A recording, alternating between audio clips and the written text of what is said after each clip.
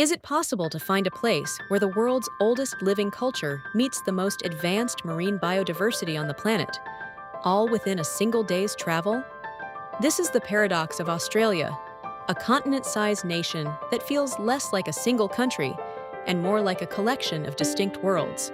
In our last journey, we navigated the high-altitude peaks and ancient stone mysteries of the Peruvian Andes, experiencing the thin air and rich history of the Incas.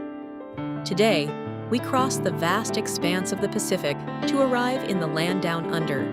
Australia is a place of staggering scale, where the vibrant, cosmopolitan energy of its coastal cities eventually gives way to a rugged red interior that seems to stretch on forever. To begin to understand this massive territory, one must start where the majority of the population lives, on the edge of the blue. Sydney is the undeniable gateway to the Australian dream. The city is defined by its harbour, a sparkling expanse of sapphire water that serves as the heartbeat of the metropolis. For any traveller, the first glimpse of the Sydney Opera House and the Harbour Bridge is a rite of passage. These aren't just landmarks, they are the anchors of a lifestyle that revolves entirely around the water. The coastal lifestyle here is a blend of urban sophistication and laid-back outdoor living. Spend your morning walking the path from Bondi to Coogee, a stunning coastal trail that winds past sandstone cliffs and hidden rock pools. By afternoon, you can find yourself in the historic Rocks District, drinking local craft beer in buildings that date back to the earliest days of European settlement. The energy in Sydney is infectious, but it is also relaxed. Whether you are taking a public ferry to Manly to watch the surfers or dining at a world-class restaurant in Circular Quay, you quickly realize that in Australia, the ocean isn't just a view, it is a way of life. However, if you want to see the true majesty of the Australian coast, you must head north to Queensland and the Great Barrier Reef. Stretching over 1,400 miles, this is the largest coral reef system on Earth and the only living thing visible from space.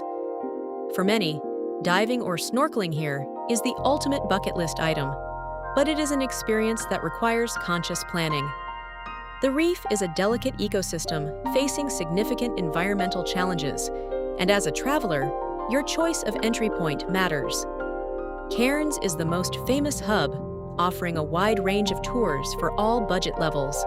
However, for a more pristine and sustainable experience, consider heading to Port Douglas or the Whitsunday Islands.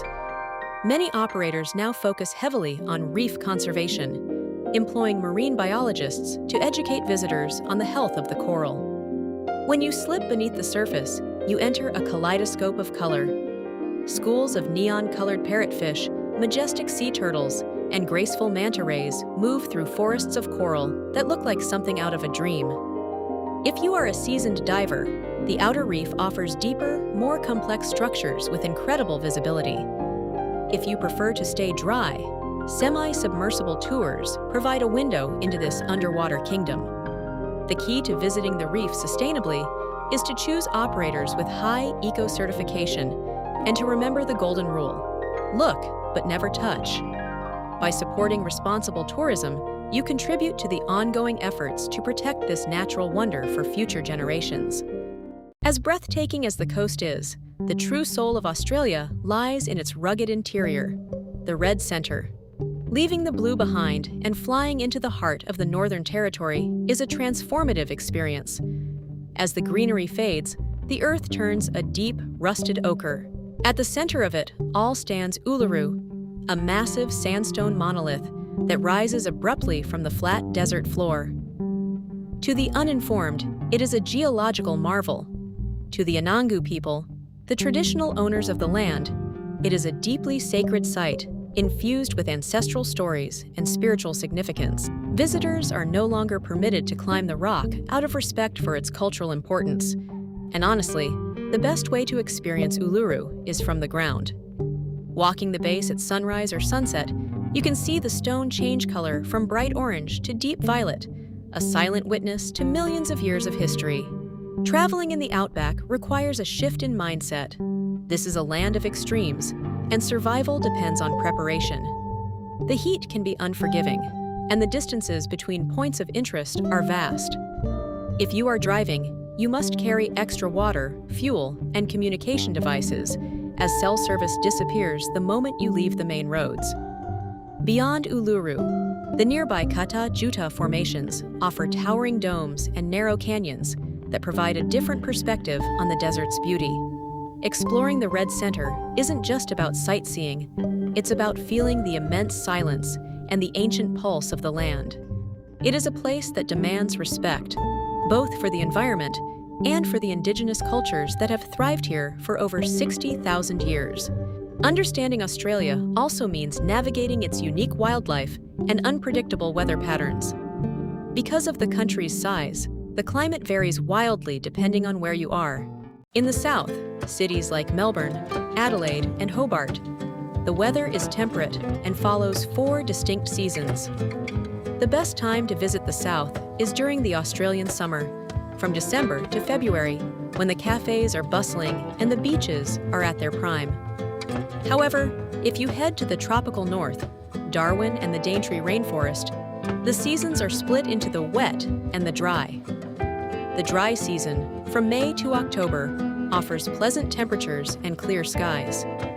The wet season brings dramatic monsoonal rains and high humidity, which can lead to road closures and the presence of box jellyfish in the ocean, making swimming dangerous.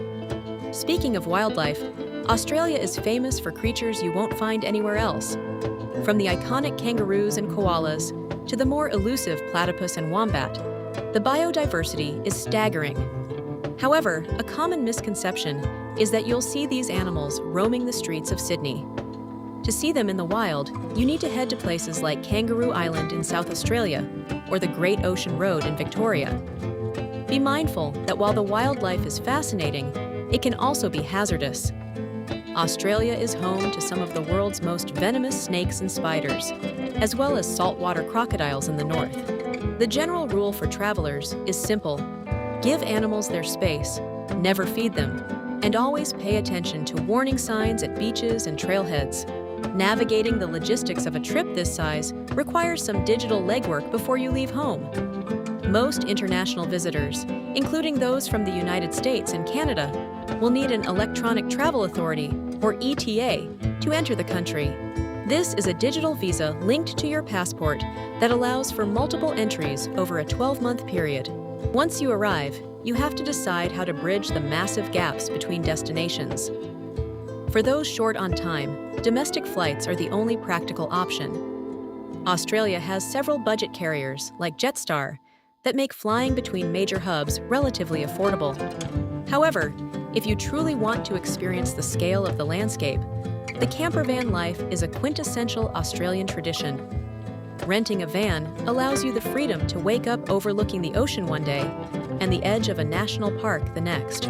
Australia is incredibly well equipped for road trippers, with high-quality holiday parks and designated camping spots across every state. Just remember that Australians drive on the left side of the road, and those long stretches of highway can be hypnotic. If you choose the van life, plan for shorter driving days and always be off the road before dusk, when kangaroos are most active and likely to cross the highway. Finally, we have to talk about the budget. Australia is notoriously expensive, often ranking as one of the priciest destinations in the world. The high cost of living means you should plan for a mid-range budget of $120 to $250 per day. This covers a stay in a comfortable hotel or boutique Airbnb, meals at local cafes, and the occasional guided tour or entry fee. A simple flat white coffee will cost you about $5, and a casual pub meal usually starts around $25. If you are looking to save money, take advantage of the ubiquitous public barbecue facilities found in parks and beaches. Buying fresh produce from a local market and grilling outdoors is a great way to eat well while enjoying the scenery. For luxury travelers, the sky is the limit, with world-class lodges in the outback and 5-star harbor view suites in the cities. Australia is a country that rewards those who are willing to go the distance. It is a place where you can find solitude in the vastness of the desert and connection in the vibrant culture of its coastal cities. Whether you are diving into the neon world of the reef or standing in the shadow of a sacred desert monolith, the continent leaves you with a sense of wonder and a renewed appreciation for the natural world. If you could only choose one, would you spend your time exploring the underwater wonders of the reef or the ancient red heart of the outback? Let us know in the comments. In our next episode, we are heading to a land of vibrant colors, fragrant spices, and ancient medinas. We are traveling to Morocco, where we will navigate the winding blue streets of Chefchaouen, trek through the golden dunes of the Sahara, and learn the art of the haggle in the bustling markets of Marrakech. It's a journey into a tapestry of desserts and imperial cities. We can't wait to see you there.